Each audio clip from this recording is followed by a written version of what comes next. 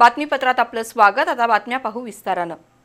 कोल्हापूर शहरातील शेंडा पार्क परिसरातील 34.36 हेक्टर जमीन महाराष्ट्र औद्योगिक विकास महामंडळाला देण्यास आज राज्य मंत्रिमंडळाने मान्यता दिली।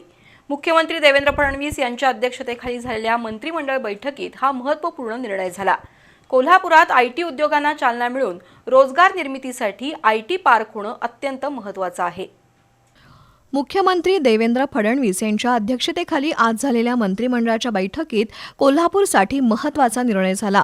महसूल विभागाच्या प्रस्तावानुसार कोल्हापुरातील शेंडा पार्क परिसरातील गट क्रमांक 583, 587 आणि 588 मधील एकूण 34.36 हेक्टर जागा आयटी पार्क विकसित करण्यासाठी MIDCकडे वर्ग करण्यात येणार आहे। त्यातून अत्याधुनिक सुविधा असलेला आयटी पार्क उभारण्याची योजना असून कोल्हापुरात माहिती तंत्रज्ञान क्षेत्रातील गुंतवणूक वाढवण्याचा सरकारचा प्रयत्न असेल।